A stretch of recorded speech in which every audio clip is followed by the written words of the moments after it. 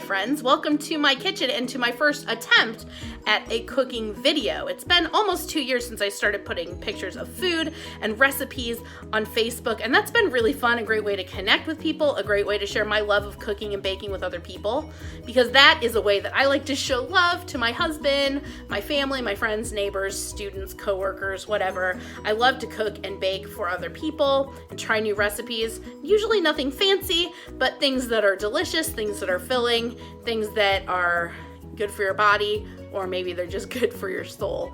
A little of both. And so I thought maybe it was time to try a cooking video. It's a brave new world.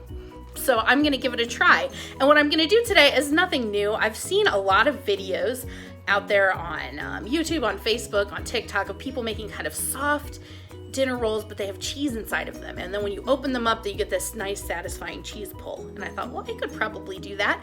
And it's Thursday night, which in our house during the cold months is soup night. I always make soup on Thursday nights, or most Thursday nights. And rolls go great with soup. And so I am going to use this. Ta-da! It's Pillsbury hot roll mix. And I don't use box mixes all the time, but I'm totally not opposed to using them. Sometimes they're great in a pinch, or if you're just tired, or sometimes they're just delicious. And why make this from scratch if this is gonna do the trick? Nothing wrong with making it from scratch. Nothing wrong with using a box mix. And I like this for multiple different reasons. It's easy, it's delicious, it's really versatile. You can use it for a lot of different things. And I'm really pretty confident that it's gonna work for what I'm doing tonight. And also, on a personal note, is my grandma used to use it. She would make pepperoni rolls with it and other things, so it kind of makes me feel close to her, so I like to use it. Sometimes it is hard to find around here, it just depends. But usually the places where I find it are IGA, our local IGA, or Meijer. And when I see it, I usually snap up a few boxes to keep in the pantry, just in case I don't see it again for a while. So come on into my kitchen with me. We're gonna try making something that I've never tried before, but I think it's gonna be delicious. It's bread, it's cheese, and it's gonna be garlic and butter on top. What could go wrong? We'll see. All right, so I've got everything all ready here. Now I'm gonna use my stand mixer, but you can definitely make it without a stand mixer. I just happen to have one, and I find it a little handier to do it that way. So that's what I'm gonna do. So when you open this box of hot roll mix, which I've already opened it up, you're gonna find a package that looks like this. It just looks kind of like a cake mix or something. It's mostly just flour with a few other things. And then you're going to find a package of Red Star dry yeast. The first thing that I'm going to do is I'm gonna grab my kitchen scissors here. I'm gonna open both of these up and put them in the bowl of my mixer, and I have like my paddle attachment on here, because the first thing that you need to do is just mix these two things together, these two kind of dry ingredients. So I'm gonna cut this open, dump that in, not the bag, just the contents. And then something that I kind of like to do sometimes is just stuff the trash back in the bag, and then it's handy to throw it away. Although I will probably recycle the box.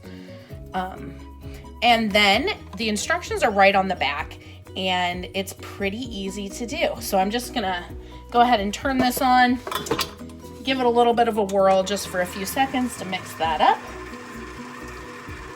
And of course you could just do this by hand with a wooden spoon or whatever you have. Like I said, this is just what's handy for me. Turn it off, and then I'm gonna switch out my paddle for my dough hook that's gonna do like all my mixing and kneading. So this will just do what you might otherwise do by hand, because you do have to knead this for like 5 minutes. And this way I can turn it on, let it go, do a few other things while I'm doing that, wash off the counters. Stuff that only takes a few minutes and save a little bit of time. All right, so I'm looking at the instructions here. So I've combined that. It says mix well, then you're gonna add hot water, butter, and egg. So what you need is you need a cup of hot water. I've already got it here. So I'm gonna put that in. Oh, well, that wasn't very smooth. There we go. All right. You need 2 tablespoons of butter. I softened it a little in the microwave. I just put it in for like 15 seconds at half power, so it's not melted, but it's soft. And then an egg, which I just cracked into a bowl. And it looks like I actually got a little bit of a shell in there, which is exactly why I crack it into a bowl. And I just like used a little paring knife to pick that out. I like to crack it into a bowl because one, if you get shells, then it's easier to get them out of here. Two, if you happen to get an egg that's bad or there's something that seems like a little bit off, you didn't just ruin all of your ingredients by just cracking it right into your bowl. Okay, so I've got everything in there. And then the instructions say to stir it until a soft dough forms and then turn it out onto a floured surface and knead it for 5 minutes. Now what I'm gonna do is I'm just gonna turn my stand mixer on and let it whirl for 5 minutes. So I will do that and I'll see you back here in just a few. Turn her on, let it go. All right, so I mixed my dough and let it kind of run in my stand mixer for about 5 minutes. I did have to add a little bit of extra flour because it was a pretty wet dough, super sticky, would have been hard to work with. So I let it, I put in just like maybe a few tablespoons of dough and let it whirl around in there until it was kind of pulling around from the side of the bowl, looked kind of nice and soft like this. And then I cut it into 12 equal-ish pieces. And I also cut up some mozzarella cheese, some cubes of mozzarella cheese. Can you see that? It's kind of dark. That's just what I had in the fridge. I feel like it would probably work with any kind of good melty cheese. I use this to slice up my dough. And so what I'm gonna do is I'm gonna take a piece of dough, and it is still a little sticky, but I didn't want it to be too dry because I'm not gonna have nice moist rolls. I'm gonna roll it out, and my hands are clean. I washed them. So I'm gonna make this into a nice sort of flat round like that. I'm gonna put my cheese in the middle, and I may have gone a little big on these blocks of cheese. We're gonna find out, okay? Then what I'm gonna do is I'm just gonna kind of pinch, pinch, pinch. I'm gonna kind of pull and pinch, if you can see what I'm doing there. Pulling from the top and kind of pinching on the bottom, and then I'll kind of just roll it around. Makes that nice, pretty roll. And then I'm gonna take it. I have a baking pan here that I'm gonna put these on. And this makes 12 rolls. And then what I'm gonna do is you let them rise for 30 minutes. And then once they are risen, I will be back to show you what's gonna happen next. Okay, it's been about a half hour. Got my soup on the stove, got some vegetable beef soup, and my rolls have been rising, and here they are. Can you see them?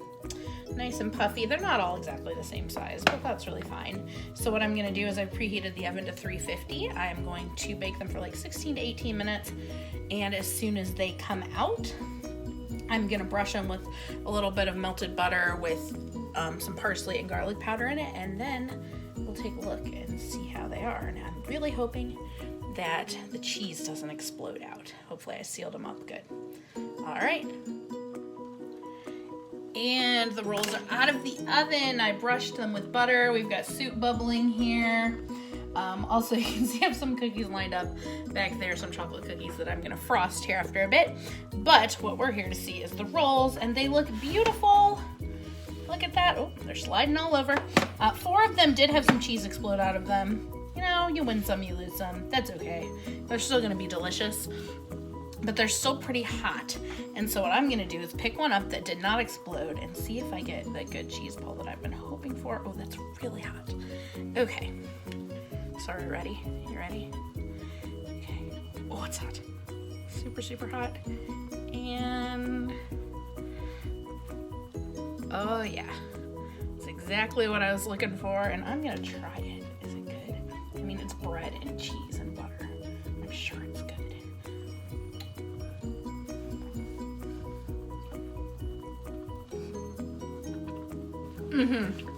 It's delicious. It's gonna be awesome chewing.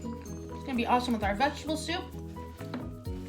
So, thanks for joining me for my first cooking video. Should I try it again? I don't know. It was fun. And I'm really excited to have these with our supper tonight. All right. Have a good night, friends.